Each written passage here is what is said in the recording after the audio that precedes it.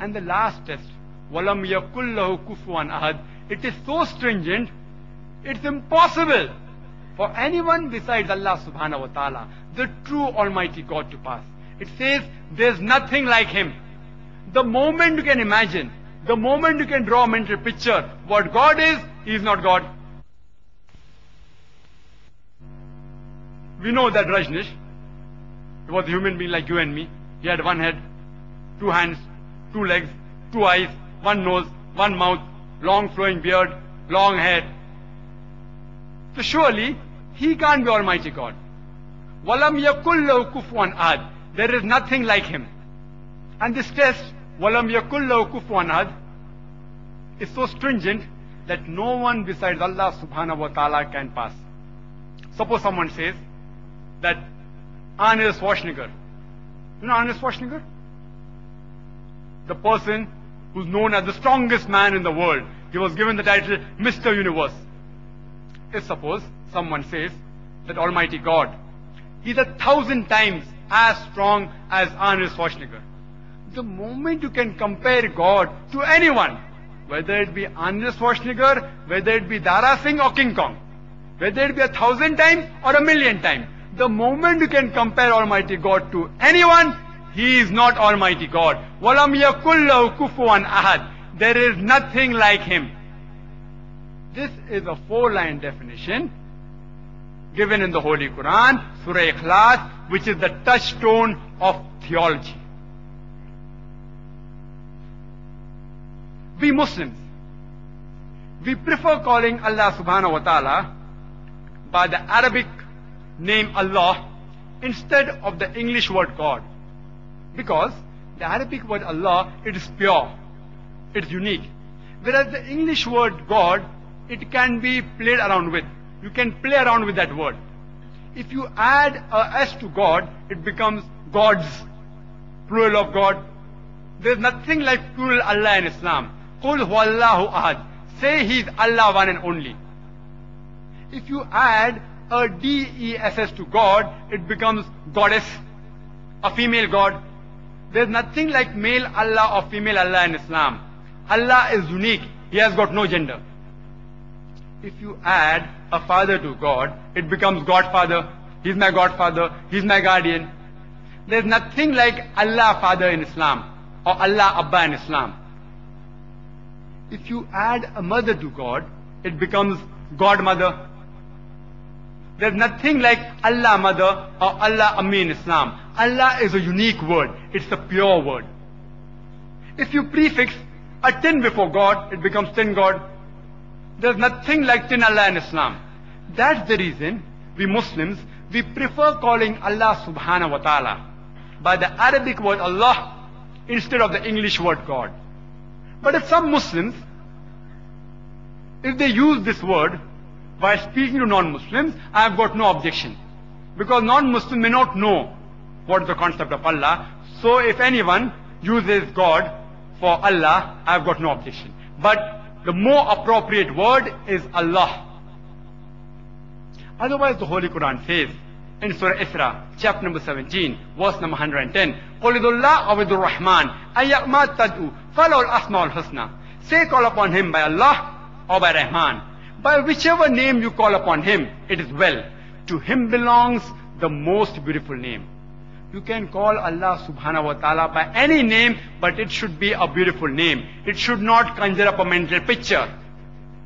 And there are no less than 99 different attributes given of Allah subhanahu wa ta'ala in the Holy Quran. No less than 99 different attributes of Allah subhanahu wa ta'ala are given in the Holy Quran. For example, Ar-Rahman, Ar-Rahim, Al-Kareem, most gracious, most merciful, most benevolent. He's called as Rabb, as Razik, as Lord, Cherisher, Sustainer, Provider. No less than 99 different attributes are given in the Holy Quran for Allah subhanahu wa ta'ala. And the same message is repeated. Besides Surah Isra chapter 17 verse number 110, it is also mentioned in Surah Taha chapter number 20 verse number 8. in Surah Araf, chapter number 7, verse number 180, as well as in Surah Al-Hashr, chapter 59, verse number 24, which says, to Allah belongs the most beautiful names. But whatever attribute you give to Allah subhanahu wa ta'ala, to Almighty God, it should be a unique attribute. It should only refer to Him and to no one else. And if we reverse the order, it should yet point out to Allah subhanahu wa ta'ala. For example, I am 5 feet 11 inches tall. I wear spectacles. I live in Bombay. If someone says that Dr. Zakir Naik is 5 feet 11 inches tall, it's a correct characteristic. But if we reverse it, who is 5 feet 11 inches tall? You will find more than 1,000 people who are 5 feet 11 inches tall. It doesn't point specifically to me. It's not unique. If you say Dr. Zakir Naik wears spectacles, it's correct. But it's not unique. Because if you reverse it, who wears spectacles? There will be more than 1,000 people who wear spectacles. If someone says Dr. Zakir Naik lives in Bombay, he's right. But it's not unique.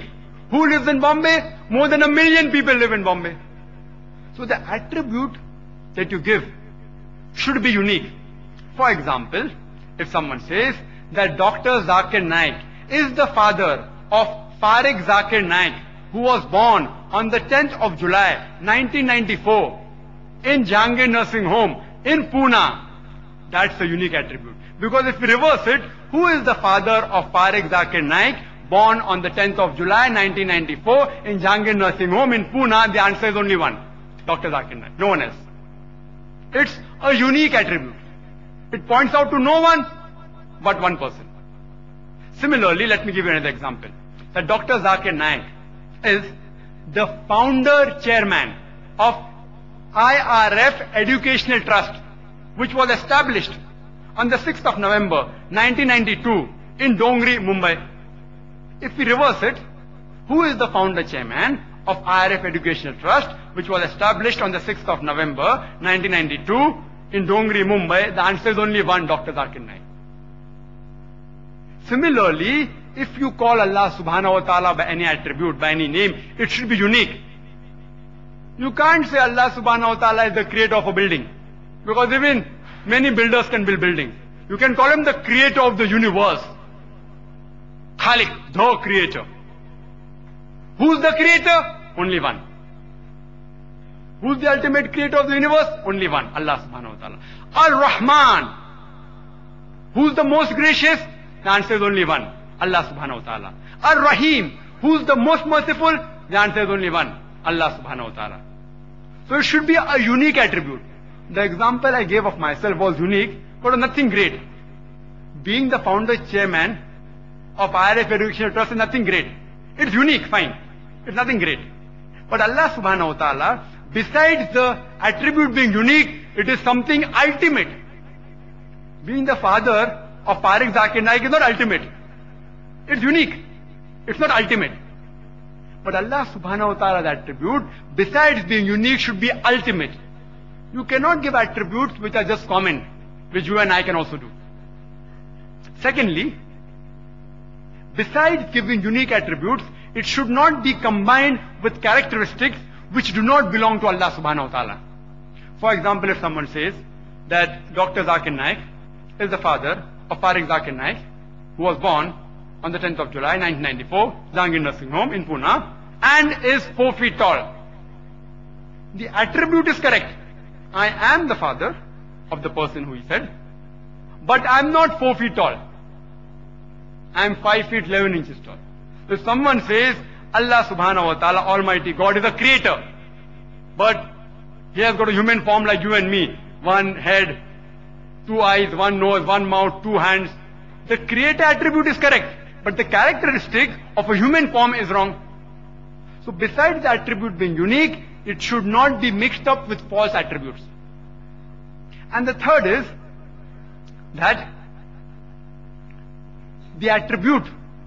the various attributes that you give to Allah subhanahu wa ta'ala should point only to one Allah subhanahu wa ta'ala, not more than that. Because there's only one. Qul huwallahu ahad. Say He's Allah one and only. So if someone says, the doctors